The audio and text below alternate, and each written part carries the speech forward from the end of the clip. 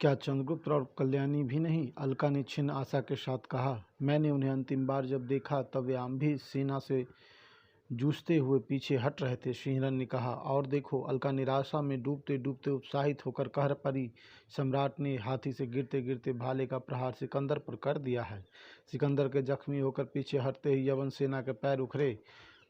आओ, अच्छा अवसर है, हम घोड़ा दौड़ा कर महाराज तक पहुँचे, उनकी सहायता कर सकते हैं। सिंहरन ने जोश के साथ अपना घोड़ा मोड़ते हुए अलका से कहा। वह निकल गया। अलका के घोड़े के सामने एक धंसा हुआ रथ आ गया, फिर उत्पात मचाते हाथियों का समूह। उधर पोरस जख्मी होकर भूमि पर आते ही शीघ्रता से उठे। उनकी सेना ने अनेक रक्षक उन्हें घेरे में ले चुके थे। उनका सेनापति लपक कर सामने आया था। सेनापति, युद्ध के लिए आगे बढ़ो, उन कायरों को रोको। हताश होती सेना को मेरा संदेश दो कि आज रणभूमि में पर्वतेश्वर पर्वत के समान अचल है। उन्हें बतला दो कि भारतीय लड़ना जानते हैं। बादलों से पानी बरसने की जगह वज्र बरसे, सारी जगह सेना छिन्न भिन्न हो जाए, रथी विवश हो जाए, रक्त के नाले धमनियों से बहे, परंतु एक पग भी पीछे हटना पर्वतेश्वर के लिए असंभव है।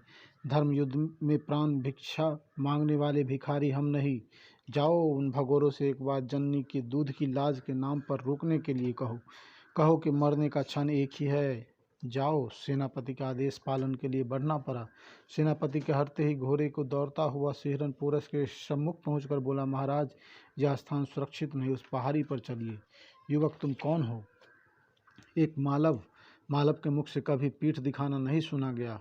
खड़क कीड़ा देखनी हो तो खड़े रहो, डर लगता है तो पहाड़ी पर जाओ। महाराज, यमनों की ताज़ा दम सेना बढ़ी चली आ रही है। स्वयं यवन सेनापति सेल्यूकस आगे आगे हैं। सिंहरन ने कहा, आने दो, तुम पीछे हट जाओ। नहीं, मैं युद्ध के उद्देश्य से आया हूँ, आपकी सेना के साथ मिलकर युद्ध करूँगा। अब युद्ध के लिए उस संख्या में सैनिक कहाँ? मैं अपने कर्तव्य का पालन करूँगा, बस। सिंहरन तलवार लहराता हुआ आगे बढ़ा, परंतु पीछे जख्मी पोरस लहरा कर गिरे। आगे बढ़ता सिंहरन फुर्ती से सम्राट को संभालने के लिए पीछे पलटा। उस समय तक सेल्यूकस की टुकड़ी एकदम सिर पर आ पहुंची। सावधान, हथियार डाल दो, खुद को युद्धबंदी समझो। भारतीय राजा गिर चुका है, अब युद्ध का एक तरफा निर्णय सामने है, युद्ध होगा।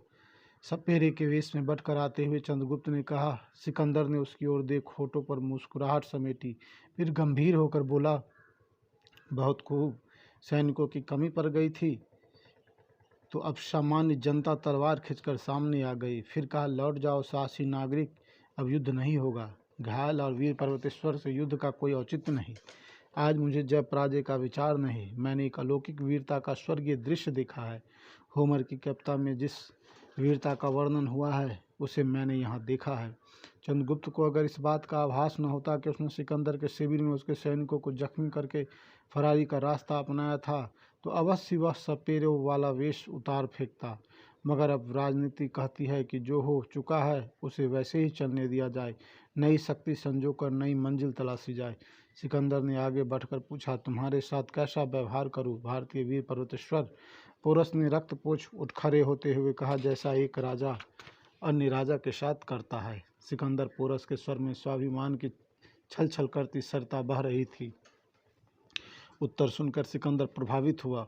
उसने कहा, मैं तुमसे मैत्री भी कर सकता हूँ। दूर से अलका और कल्याणी ने सेना सजाए रखते हुए कहा, इनकार कर दीजिए नरेश, हमारे पास जो भी सेना है उससे युद्ध होने दीजिए। नरेश नहीं, देश के वीरों, वीरता भी एक सुंदर कला है, उस पर मुग्ध होना आश्चर्य की बात नहीं। मैंने वचन दे दिया है, अब सिकंदर चाहे हटे। कदापि नहीं वीर पर्वतेश्वर। उसी समय आम भी पलटकर अपनी सेना के साथ वहां आ पहुंचा। उसने सिकंदर के आसपास मौजूद सेना की बची खुची टुकड़ी के चारों ओर अपने सैनिकों का घेरा डाल दिया। उस घेरे में चंद्रगुप्त, कल्याणी, अलका भी थी और सिंहरन भी था, पर वेश बदले होने की वजह से वह किसी को पहचानता ना था। मैं इन्हें बंदी बनाता हूँ। यह क्यों? सिकंदर से पहले पर्वतेश्वर ने टोका। कोई आवश्यकता नहीं, सिकंदर ने आदेशात्मक स्वर में कहा। फिर पर्वतेश्वर के लिए सम्मानजनक शब्द कहे। वीर पर्वतेश्वर भी बंदी नहीं, अपने घेरे में लिए लोगों को स्वतंत्रता से जहां जाना चाहे जाने दो, तथा पंचनंदन नरेश को ससम्मान हमारे शिविर में ले चलो। मैंने इन्हें मित्रता का वचन दिया है। आम भी पीछे हट गया। उसके चेहरे पर निराशा के बादल छाए। वह तो बड़ी उमंग लेकर आया था कि अपने अपमान का गिन गिन कर पंचनंदन नरेश से बदला लेगा, उनका झुका हुआ सिर देखेगा तथा उपहास करेगा। इसी सब के लिए तो उसने लंबा षड्यंत्र रचा था। वह अपने हतभाग्य को कोस रहा था। लक्ष्य मिल जाने के बाद उसकी आशाओं और अभिलाषाओं पर तुषारपात हुआ था, पर सिकंदर के आदेश के आगे वह अधीन था।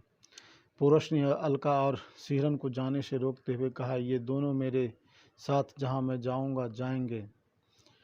दोनों रोक लिए गए। अलका ने सिहरन की ओर देखा। सिहरन व अलका को विरोध का अवसर न था। वे सैनिकों के बीच रोक लिए गए। अलबत्ता चंद्रगुप्त और कल्याणी एक ओर निकल गए। उसके बाद पोरस को अपने शिविर में ले जाते हुए आगे आगे बढ़ता सिकंदर अपनी कूटनीति पर विचार करके खुश हो रहा था। उसने आंभी के साथ मैत्री का फल देख लिया था। उसके लिए बगैर युद्ध के ही गांधार राज का मार्ग खुल गया था। पोरस से भी मैत्री का महत्व समझता था और जानता था कि शेष भारत को विजय करने के लिए उसके साथ मैत्रीपूर्ण समझौता कर लेना आवश्यक है। उस मैत्री के फलस्वरूप उसने पोरस का राज्य उसे लौटा दिया था। बाद में आने वाले इतिहास में यह बात लिखी गई कि पोरस ने सिकंदर के साथ कभी विश्वासघात नहीं किया और जब तक वह भारत में अपनी विजय यात्रा करता रहा तब तक पोरस उसका घनिष्ठ मित्र बना रहा। आंभी और पोरस में मैत्री हो जाने से सिकंदर के लिए आगे बढ़ने का मार्ग सुरक्षित हो गया था। अब वह शेष भारत के विजय का योजना बनाने लगा था कि कम नरेश पोरस से संधि के उपरांत भी सिकंदर का विजय रथ रुका नहीं।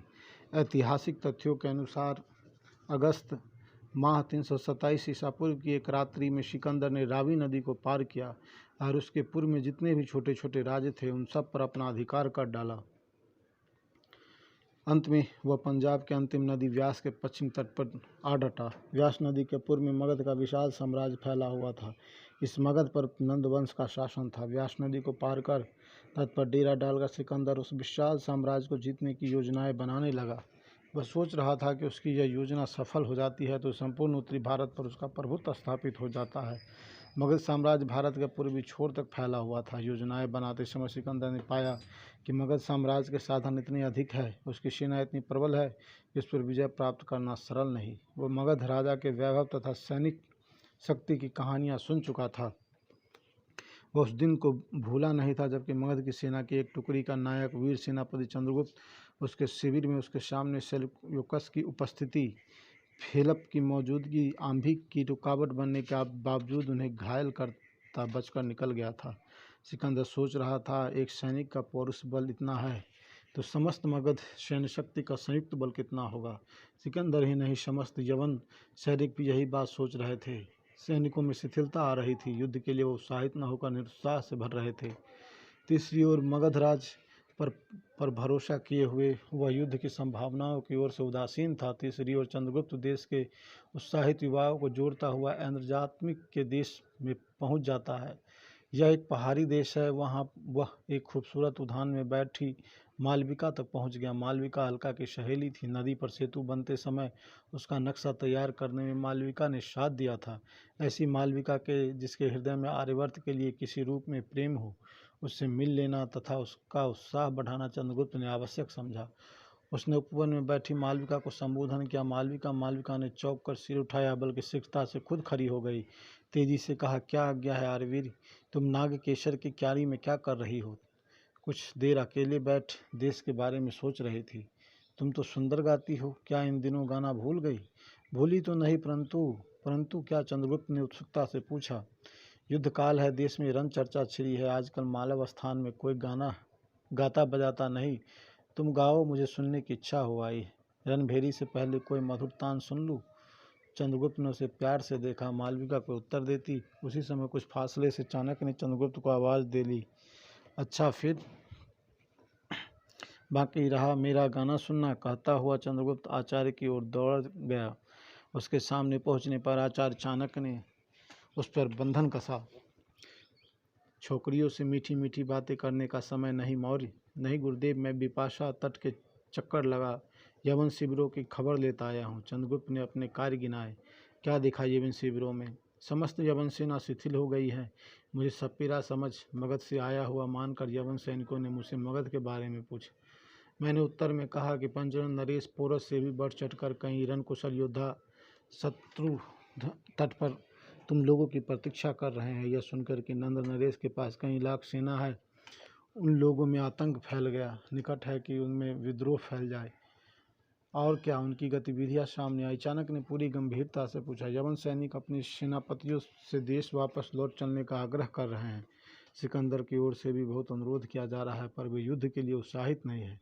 कुछ यवन सेना टुकड़ी जलमार्ग से लौटने का निश्चय कर चुके हैं। सारांश यह है कि उनकी इच्छा युद्ध की नहीं है, और क्षुद्रकों को अपने साथ लाने के प्रयास में तुमने कहाँ तक सफलता प्राप्त की?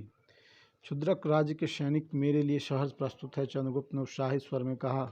मेरी इच्छा है कि खुद को जग विजेता कहलाने वाले सिकंदर को एक पाठ पराजय का भी पढ़ा दिया जाए, परंतु सिहरन का पूर्ण रूपेण मुझे साथ मिलना आवश्यक है। लेकिन वह अभी स्वास्थ्य लाभ के लिए पोरस के महल में पड़ा हुआ है, उसकी कोई सूचना भी नहीं मिल रही है। अलका भी वही है। मालवों को पूरी तरह तुम्हारे पक्ष में करने का मैंने प्रयत्न तो कर लिया है, चाणक्य ने कहा। संभवतः स्कंधावार में मालवों की युद्ध परिषद होगी। अत्यंत सावधानी से काम करना होगा। इस समय की राजनीति यह है मौर्य कि क्या मालव, क्या स्कंधावार और क्या इंद्रजालिक देश या फिर अन्य पहाड़ी छोटे छोटे राज्य, किसी तक भी सूचना को पहुंचाने की आवश्यकता नहीं कि यवन सैनिक युद्ध से उबे हुए हैं, वे लौट जाना चाहते हैं। नीति कहती है कि इस समय पूरे देश को जगाए रखकर एकता में पिरोने की आवश्यकता है। वे बाहरी आक्रमण के खतरे को देखते हुए ही एकता में बंधेंगे, अन्यथा वे पहले की तरह बिखर कर अपनी अपनी ढपली, अपना अपना राग कहावत चरितार्थ करेंगे। कल्याणी को भी अपने साथ बांधे रहो। मेरा प्रयास है कि कई राज्यों की सैनिक शक्ति तुम्हारे अकेले हाथों में आ जाए, तब कुछ करना सरल होगा। जैसा आपका आदेश, चंद्रगुप्त ने विनम्रता से सिर झुकाकर कहा। चाणक्य और चंद्रगुप्त राजनीति पर विचार विमर्श करते आगे बढ़े चले जा रहे थे कि मार्ग में फुर्ती से घोड़ा दौड़ता एक मगध सैनिक आया। उनके निकट पहुंच वह घोड़े से उतरा। चंद्रगुप्त और चाणक्य यथोचित सम्मान देते हुए पूछा, मैं राजकुमारी की ओर से भेजा गया हूँ। उन्होंने पूछवाया है कि इस समय मगध सेना के लिए आपकी क्या आज्ञा है? चंद्रगुप्त ने तुरंत चाणक्य के कथन का ध्यान करके कहा, विपाशा और शत्रुदु के बीच जहाँ अत्यंत संकीर्ण भूभाग है, वहाँ अपनी सेना रखो। स्मरण रखो कि विपाशा नदी के पार करने पर मगध का साम्राज्य ध्वस्त करना यवनों के लिए बड़ा साधारण काम हो जाएगा। सिकंदर की सेना के सामने इतना विराट प्रदर्शन होना चाहिए कि वह भयभीत हो जाए। जैसी आज्ञा। सैनिकों ने अगला संदेश दिया। राजकुमारी ने पूछा कि आप कब तक आएंगे? उनकी इच्छा अधिक दिनों तक मालव राज्य में ठहरे रहने की नहीं। राजकुमारी से मेरा प्रणाम कहना, चंद्रगुप्त ने कहा, और कह देना कि मैं आर्यवर्त का एक सैनिक हूँ। युद्ध ही मेरा उद्देश्य और आजीविका है। इस समय मैं क्षुद्रकों की ओर से आमंत्रित किया गया हूँ। वे मुझे अपनी सेना का सेनापति बनाने की इच्छा रखते हैं। मैं उनके बीच रहकर भी देश की अच्छी सेवा कर सकता हूँ। यवन युद्ध का खतरा टालते ही मैं उनसे मिलने आऊँगा। वे शीघ्र इसकी आशा रखे। जैसी आज्ञा। सैनिक घोड़े की ओर पलटा। चंद्रगुप्त ने पलटते हुए सैनिक को रोका। सुनो। वह लौटा, बोला, क्या आज्ञा है? राजकुमारी से कह देना कि मगध जाने की उत्कट इच्छा होने पर भी मगध सेना को अपने साथ न ले जाए। मुझे निकट में आवश्यकता पड़ सकती है। इसका उत्तर भी लाना होगा। सैनिक ने पूछा। नहीं, चंद्रगुप्त ने कहा और बढ़ गया। दूसरी ओर सिकंदर से मैत्री संबंध हो जाने के बाद पोरस को न सिर्फ उसका राज्य वापस मिल गया, बल्कि सिकंदर का कृपा पात्र भी वह हो गया था। सिकंदर का अतिथि बनकर अगले दिन वह अपने राजमहल में वापस लौट आया। अलका और सिहरन को भी अपने साथ राजमहल में चलने की पोरस ने आज्ञा दी थी। वे विरोध करना चाह रहे थे, परंतु चुप थे। शीघ्र ही उन्हें कुछ हद तक अपनी स्थिति का आभास हो गया था। वे दोनों एक प्रकार से पोरस के बंदी थे। पहले तो अलका सिहरन ने इस बात को समझा था कि चूंकि पोरस की रक्षा में युद्ध करने के कारण वह घायल हुआ था, इसलिए ऋण चुकाने के लिए सिहरन को अपने साथ पोरस ने रोका है। पर अलका अपने मामले में कोई अर्थ न समझ सकी थी। फिर मन को यह सोचकर समझाया था कि वे नटी की वेशभूषा में थे। जहाँ नट होगा वहीं नटी होगी। यही मानकर पोरस ने उसे भी साथ रख लिया है। लेकिन राजमहल में आने के बाद उसने महसूस किया कि वे पूर्ण रूपेण मुक्त नहीं। आते जाते उन पर सैनिक नियुक्त रहते हैं। सिहरन शीघ्रता से स्वास्थ्य लाभ कर रहा था। एक प्रातः सिहरन का कुशल क्षेम जानने आए पोरस ने उनके सामने इस बात को खोल दिया। कहा, कहो मालव राजकुमार, आज कैसा स्वास्थ्य है? अलका चौंकी। राजकुमार सिहरन भी चौंका। पोरस ने मुस्कुराकर कहा, और गांधार राजकुमारी, आशा है आप भी यहाँ प्रसन्न होगी। आप इस बात को जान गए हैं पंडित नरेश? अलका ने स्वयं को विस्मय से उबारते हुए पूछा। मैं प्रथम दृष्टि में ही तुम दोनों को पहचान गया था। नट और नटी इतनी कुशलता से युद्ध संचालन नहीं कर सकते, पोरस ने कहा। अब तुम भी मुझे जान लो राजकुमारी अलका। आप भाई के गद्दारी के स्वभाव को मुझसे न तोलो। मैं उनके विचारों से पूरी तरह भिन्न हूँ। अलका ने अपनी सफाई दी। उसने गद्दारी के स्वभाव की बात आम्भी के लिए कही थी। मुझे यह भी मालूम है, अन्यथा तुम मालवा राजकुमार के साथ युद्ध संचालन न करके गांधार सेना के साथ होती। पुरुष ने कहा। मुझे जानकर संतोष हुआ कि मैं अपना स्पष्टीकरण देने में सफल रही। अलका ने कहा। मैं तुम दोनों का कुशल क्षेम जानने आया था, आपकी कृपा प्राप्त है। शिरन ने कहा। ठीक है, मैं चलता हूँ। आप राजकुमारी अलका, मुझे फिर किसी समय मिलना, कहकर पुरुष वापस लौट गया। भेद खुल जाने के बाद अलका और शिरन को पुरुष के राजमहल में अब विशेष सतर्कता की आवश्यकता न रही थी। अलका कहीं भी आ जा सकती थी, परंतु राजमहल से बाहर जाने पर बंदिश थी। उसने शाम तक कई समाचारों की जानकारी पाली। वह पुरुष से मिली। उसके इस प्रश्न पर कि उसे वहाँ बंदी अवस्था में क्यों रखा गया है, पुरुष ने सहजता से उत्तर दिया। कौन कहता है कि तुम बंदनी हो और तुम्हारा मित्र शिहरन बंदी? हम जिस अवस्था में यहाँ रह रहे हैं उसमें और क्या कहा जाए। अलका ने तर्क दिया। इसे तुम्हारी सुरक्षा का नाम मैं देता हूँ। मालवा राजकुमार शिहरन घायल था और तुम इस अवस्था में उसे सहारा देकर अधिक दूर तक ले नहीं जा सकती थी। ऐसी अवस्था में तुम्हारे भाई आम्भी की नज़र तुम पर और शिहरन पर पड़ सकती थी। शिहरन से उसका बैर पुराना है। वह तुम्हारे बहाने से शिहरन से बदला ले सकता था। उसका बदला बहुत भयानक होता।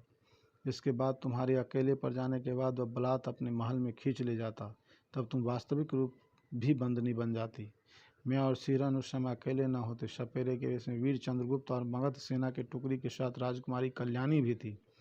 मैं उन्हें भी पहचान गया था, परंतु उनकी रक्षा की मुझे विशेष चिंता इसलिए न थी क्योंकि उन दोनों में से कोई घायल न था। आपने वाकई बहुत ध्यान किया। राजमहल में तुम्हारे आने के बाद मैं और भी ध्यान करने लगा हूँ, पुरुष ने कहा। उसके हाव भाव में विशेष विनम्रता थी। वह किस रूप में नरेश, अतिथि जो हो? पुरुष ने बात को घुमा दी। फिर पुरुष के अधिक सामने ठहरे रहने की उसने आवश्यकता न समझी थी। उसके कथनों का भेद वह समझ गई। जाने की इजाज़त ले राजमहल में और कुछ देर घूमी फिरी। फिर संध्या के समय शिहरन के पास आई। आओ अलका। काफ़ी देर घूमी फिरी। शिहरन ने उसे देखते ही कहा। हाँ, काफ़ी कुछ जानकारियाँ प्राप्त करके आई हूँ। अब कैसा महसूस कर रहे हो? क्या आप चल फिर सकोगे? हाँ अलका, परंतु बंदी गृह में चलना फिरना भी व्यर्थ है। नहीं मालव, बहुत शीघ्र स्वस्थ होने की चेष्टा करो। तुम्हारी आवश्यकता है। किस रूप में? सिकंदर की सेना रावी पार करना चाहती है। पंचदंड संधि के बाद यवन लोग निश्चिंत होकर आगे बढ़ना चाहते हैं। आचार्य चाणक्य का एक गुप्तचर यह संदेश सुना गया है। कैसे? भिखारी के वेश में भीख मांगता हुआ गुजर रहा था। उसने दूर से मुझे देखा, पहचाना और संकेत से अपना तात्पर्य सुना गया। तो क्या आचार्य इस बात को जान गए हैं कि मैं यहाँ बंदी हूँ? हाँ आचार्य, इधर की समस्त घटनाओं पर पैनी दृष्टि रखते हुए तब तो मालव पर शीघ्र आक्रमण होगा। कोई डरने की बात नहीं, अलका ने कहा, क्योंकि चंद्रगुप्त को साथ लेकर आचार्य चाणक्य लगातार एक राज्य से दूसरे राज्य की यात्राएं कर रहे हैं। उन्होंने क्षुद्रकों और मालवों के बीच संधि स्थापित कर दी। सेनापति बनाने का प्रयास भी किया जा रहा है। शिहरन ने जोश में भरकर अपने स्थान से उठ खड़ा होकर कहा। ऐसे में मेरे यहाँ पड़े रहने का समय नहीं अलका, मुझे शीघ्र अपने देश मालवा पहुँचना चाहिए। पर तुम बंदी हो। जिस तरह भी हो अलका, मुझे यहाँ से बाहर निकलवाओ। अलका गंभीर होकर कुछ सोचते हुए बोली। तुम जानते हो कि मैं क्यों बंदनी हूँ? क्यों? शिहरन ने कौतुक से पूछा। अलका ने गंभीर होकर बताया। तुम्हें सुनकर आश्चर्य होगा कि आम्भी से पर्वतेश्वर की संधि हो गई है। नहीं, अविश्वास के साथ शिहरन चौंका। यह सही है। स्वयं सिकंदर ने दोनों के बीच विरोध मिटाने के लिए पर्वतेश्वर की बहन से आम्भी का विवाह करा दिया है। ओह, और आम्भी को यह बात भी ज्ञात हो चुकी है कि मैं बंदनी हूँ। मेरे बारे में इस तरह की जानकारी प्राप्त होने के बाद भी आम्भी पर कोई प्रभाव नहीं पड़ा। उसने मुझे यहाँ से छुड़ाने की चेष्टा नहीं की। मुझे आम्भी की इस इच्छा का प्रस्ताव मिला। क्या पर्वतेश्वर की कई रानियों में से एक मैं भी हो जाऊं? परंतु मैंने अस्वीकार कर दिया। अलका, तब क्या होगा? यदि मैं पर्वतेश्वर से ब्याह करना स्वीकार कर लूँ तो संभव है कि तुमको छोड़ दो। मैं अलका, एक दीर्घ निश्वास लेकर शिहरन ने कहा। मुझसे पूछती हो दूसरा उपाय क्या है? मेरा सिर घूम रहा है। तो तुम पर्वतेश्वर की पत्नी बनोगी? अच्छा होता कि इससे पहले मैं मर जाता। क्यों मालव, इसमें तुम्हारी कुछ हानि है? अलका ने मंद मंद मुस्कान होठों पर सजा कर पूछा। कठिन परीक्षा मत लो अलका, मैंने जीवन मरण में तुम्हारा साथ न छोड़ने का प्रण लिया है। मालव देश की स्वतंत्रता तुम्हारी उत्कृष्ट आकांक्षा और पंचनरेश की अधीश्वरी बनने की तुम्हारी आकांक्षा। अलका हंस पड़ी। फिर ठिठोले करते हुए बोली। चिढ़ गए मालव? आचार्य चाणक्य की आज्ञा है कि थोड़ी देर के बाद पंचनंद का सूत्र संचालन करने के लिए मैं यहाँ की रानी बन जाऊँ? यह भी कोई हंसी है? शिहरन उद्ग्रीव स्वर में बोला। अब तुम सो जाओ, यह मेरी प्रेम आज्ञा है। शिहरन चिढ़े हुए भाव से अपने शयन की ओर बढ़ गया। शिहरन को उस समय तक जाता हुआ अलका देखती रही जब तक कि वह अपने शयन कक्ष की ओर जाकर आंखों से ओझल न हो गया। फिर वह अपने शयन कक्ष की ओर बढ़ी।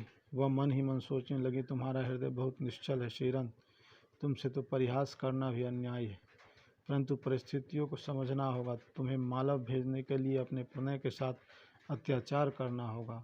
वह भी अपने शयन कक्ष के मार्ग में ही थी कि उसी समय एक दासी ने आकर कहा, नरेश ने आपको स्मरण किया है। अलका मन की व्यथा दबाकर दासी के साथ चल पड़ी। पंचनंद नरेश उस समय बगीचे के एक हिस्से में थे जहाँ दासी लेकर उसे पहुँची। आकाश पर चंद्रमा मुस्कुरा रहा था, पुष्पलताएं भी सुगंध बिखेर रही थी। वहाँ पत्थर के आसन पर पंचनंद विराजमान थे। अलका के लिए भी बैठने का उचित स्थान था। उसे बैठने के लिए नरेश ने इशारा किया तथा दासी को जाने का संकेत किया। दासी के जाने के उपरांत नरेश ने कहा, सुंदरी अलका, तुम कब तक यहाँ पर इस तरह से रहोगी? यह बंदी बनाने वाले की इच्छा पर निर्भर करता है राजन। तुम्हें बंदी कौन कहता है? यह तुम्हारा अन्याय है अलका। सुसज्जित राजभवन तुम्हारी प्रतीक्षा कर रहा था। मैं यह बात आज दिन में पहली बार में न कह सका। मैं बहुत विचारा, अब कहने को बाध्य हुआ। इसी उद्देश्य से तुम्हें यहाँ एकांत में बुलवाया। यह आपका बड़प्पन है राजन, पर मैं राजभवनों के सुख से डरती हूँ, क्योंकि उसके लोभ से मनुष्य आजीवन मानसिक कारावास भोगता है। इस कथन का तात्पर्य पर्वतेश्वर ने सजग होते हुए कहा, जो आप समझे, कोमल सैया पर लेटे रहने की अभिलाषा में स्वतंत्रता को त्यागनी पड़ती है। यही उन विलासपूर्ण राजभवनों का प्रलोभन है। आपने देखा है, मैं इसे पहले ही छोड़ आई थी। व्यंग न करो अलका, मैंने जो कुछ भी किया वह भारत का एक एक बच्चा जानता है, परंतु भाग्य दूसरे के साथ हो तब क्या किया जा सकता है? किसी दूसरे के भाग्य को अच्छा बताकर अपनी पराजय पर पर्दा डालना क्या एक और भूल नहीं पंचनंद नरेश? मैं इसे सिकंदर का भाग्य ही कहूँगा कि मेरी हस्ती सेना पागल होकर स्वयं अपनी सेना में उत्पात मचाने लगी। हजारों को सैनिकों को उन्होंने पैरों तले रौंद कर मार डाला। अन्य हजारों भगदड़ में मैदान से पीठ दिखाकर भागे। रणभूमि के दलदल में रथों के पहिए धंस गए। हाथियों के उत्पात से रथ सेना को योद्धा तीरंदाज सिर पर पैर रखकर मैदान छोड़कर भागे। पर्वतेश्वर कहता रहा, तुमने स्वयं देखा होगा और यवन सेना ने इसका स्वाद चखा है। पहले आक्रमण में स्वयं सिकंदर ने पैर उखड़ गए थे। उसका घोड़ा मेरे भाले की एक चोट से मारा गया था। स्वयं सिकंदर जख्मी होकर कुछ देर के लिए मैदान छोड़ गया था। एक बारगी यवन सेना के पैर उखड़ गए थे और मैं इस बात के लिए उत्साहित हो उठा था कि यवन सेना की मृत्यु सैया उफनती नदी की धारा बनती चली जाएगी। आपने जो कहा वह सब सत्य है, अलका ने कहा, क्योंकि आरंभिक युद्ध का नक्शा ऐसा ही था, परंतु जो अंतिम परिणाम सामने आता है सत्य वही होता है। इसीलिए मैंने इस जीत को सिकंदर का भाग्य कहा है। मैं नहीं मानती। तुम क्या मानती हो? सिकंदर की रणनीति? इसमें रणनीति का क्या दखल? सारा दखल रणनीति का ही है, अलका ने गंभीर स्वर में कहा। मैं आपको बताऊं पंचनंद नरेश, संभव है उस ओर आपका अभी तक ध्यान न गया हो। इस युद्ध के निर्णय को आप द्वारा सिकंदर का भाग्य स्वीकारते ही सभी चाटुकारों ने भी उसे उसका भाग्य मान लिया हो। मेरी दृष्टि ने कुछ और ही देखा है, और उसने जो देखा है वह महान योद्धा सिकंदर के कुशल रणनीति के रूप में देखा है। तुम्हारी आंखों ने उसकी विजय के किस रूप में देखा अलका? पर्वतेश्वर ने पूछा। सिकंदर ने कई महीनों तक नदी पार पड़ाव डाले रखा था। क्या यह सच नहीं महाराज? इस सच से किसे इनकार है? उसने यूं ही पड़ाव नहीं डाल रखा था। वह भारत भूमि के एक एक दिन की जानकारी लेता रहा। मौसम की जानकारी, भारतीय भूमि के वीरों के स्वभाव की जानकारी, भारतीयों के युद्ध संचालन की जानकारी, हाथियों, अश्व सेना और रथ सेना के व्यूह की रचना की जानकारी। निसंदेह उसने ऐसा किया होगा। पर्वतेश्वर ने स्वीकारा। हमने क्या किया? मैं अपनी बात कहती हूँ। मैंने सिर्फ सेतु का एक मानचित्र प्राप्त किया और उसी आधार पर विचार करने लगे कि जिस समय पर पुल तोड़ा जाएगा। चंद्रगुप्त यवनों के शिविर में रहकर आया। उसने जाना कि हाथियों के लिए वज्र समान भाले तैयार कराए जा रहे हैं, पर इससे कुछ हासिल न हुआ। बाढ़ का जल घटने से पहले सिकंदर की सेना ने पुल पार कर दिया। हमारे पुल तोड़ने की योजना काम ही न आ पाई। चंद्रगुप्त द्वारा सिकंदर की सेना के पास तैयार होते बड़े बड़े भालों की युक्ति को भी अपने लाभ में न लाया जा सका, क्योंकि भालों को चलाने के समय यवन सेना के आने से पहले ही हाथी बिगड़ गए थे। यह एक सिकंदर के पक्ष में सुखद संयोग था। पर्वतेश्वर ने कहा, इसमें रणनीति कहाँ सामने आई? हर पग पर सिकंदर की रणनीति काम आई महाराज, अलका ने गंभीरता से बताया। जैसे उसने नदी को उस समय पार कर लेने की रणनीति अपनाई जबकि वह पूरे उफान पर थी और आपकी सेना उस ओर से आक्रमण की आशा न करती थी। उसने रात के अंधकार में नदी पार कर ली थी, जिससे उसे अवरोध का सामना पुल पार करते समय न करना पड़ा। अन्यथा हजारों सैनिक पुल पार करते समय के कम सेना के धुरंधरों द्वारा पुल के बीच ही मार डाले गए होते, उनमें भगदड़ मच जाती। आश्चर्य, यदि ऐसी स्थिति होती तो यही हुआ होता अलका, पर्वतेश्वर ने विस्मित होते हुए कहा। और भी सुनिए, अलका कहती रही। उसने ऐसी घनघोर वर्षा के बीच युद्ध की ठानी जबकि इधर का मैदान कीचड़ युक्त हो जाता है, जिसमें आपकी रथवाहिनी सेना के रथ के पहिए फंसकर रह जाते। इस तरह आधी सेना बेकार हो जाती। शेष आधी सेना जो गज सेना के रूप में थे, वे हाथी धनुष वर्षा से चोटीले होने पर कुद्ध हो उठते। उनके उत्पात मचाते ही आपकी बची खुशी रणनीति भी छिन्न हो जाती। ओह हाँ, ऐसा ही हुआ। पर्वतेश्वर जैसे सम्मोहन पास में बसता हुआ बोला। और भी हुआ, अलका कहती रही। सिकंदर ने छोटी नौकाओं द्वारा हजारों सैनिकों को आंधी के नेतृत्व में नदी के दूसरी ओर से रवाना कर दिया था, जो उसकी योजना के अनुसार सही समय पर काम आए। चंद्रगुप्त के नेतृत्व वाली सेना टुकड़ियों को आपकी सहतार्थ आई थी। वे अपना ठीक से कार्य न कर पाई। आपने आंधी का पीछा किया तो हाथियों की विशाल संख्या के सामने आ जाने से उन्हें अपने पग बहुत पीछे खींच लेने पड़े। यह भी सही है। उसने आंधी के नेतृत्व में दोहरी आक्रमण पद्धति अपनाई थी। पर्वतेश्वर बोले, और इस सब को भी टाला जा सकता यदि सिकंदर के अश्वसेना के सामने आपने गज सेना के बजाय अश्वसेना को ही आगे रखा होता। उस समय योद्धा की जीत योद्धा पर होती। उस समय की यह बात सिद्ध होती कि असली योद्धा कौन था, पंचनंद नरेश, पर्वतेश्वर या यूनानी योद्धा सिकंदर। ओह, पर्वतेश्वर ने गहरी सांस भरी। बोले, तुम्हें इन सारी रणनीतियों की जानकारी क्यों है? मत भूलिए कि मैं राजकन्या हूँ और मैं तुम्हें तुम्हारा उचित स्थान ही प्रदान करना चाहता हूँ। इस अवस्था में जबकि मैं बंदनी हूँ और सिहरन भी। ना तो तुम बंदनी हो ना ही सिहरन, पर्वतेश्वर सहज स्वर में बोला। मैं उस वीर की प्रतिष्ठा करता हूँ, परंतु उससे मुझे द्वंद्व युद्ध करना होगा। क्यों? क्योंकि अलका के दो प्रेमी नहीं हो सकते महाराज। अलका गंभीर हो गई। यदि यहाँ आप प्रेम प्रदर्शन न कर सिकंदर के द्वंद्व युद्ध करते तो मुझे आपके बारे में विचार करने का अवसर मिलता। यदि मैं सिकंदर का विपक्षी बन जाऊँ तो तुम मुझे प्यार करोगी अलका? सच कहो, तब विचार करूंगी, परंतु वैसी संभावना नहीं। क्या प्रमाण चाहती हो अलका? सिहरन के देश पर सिकंदर का आक्रमण होने वाला है। वहाँ तुम्हारी सेना यवनों की सहायक न बने और सिहरन अपनी मालव की रक्षा के लिए मुक्त किया जाए तो मैं अभी आपके राजभवन में चलने के लिए प्रस्तुत हूँ, परंतु एक नियम पर। वह क्या? यह कि मैं सिकंदर के भारत में रहने तक स्वतंत्र रहूँगी। पंचनंद नरेश, यह दस्युदल बरसाती बाढ़ के समान शीघ्र निकल जाएगा। विश्वास रखिए। सच कहती हो अलका? अच्छा, मैं प्रतिज्ञा करता हूँ। तुम जैसा कहोगी वैसा होगा। सिहरन के लिए रथ आएगा और तुम्हारे लिए सेविकाएं। देखो, भूलना मत, याद रखूंगी। यदि आप भी वचन पर कायम रहे, अलका ने कहा और वहां से उठ ली। आचार्यजनक की युक्ति सार्थक रूप में सामने आ रही थी। मालवों के युद्ध परिषद की सभी सभा जुटी थी। कई गण मुख्य मालवा के राज परिषद के मुखिया देवबल, मालव का एक प्रमुख सैन्य अधिकारी नागदत्त उस परिषद में सम्मिलित थे। मालव राजकुमार सिहरन भी वहां पहुंच आया था।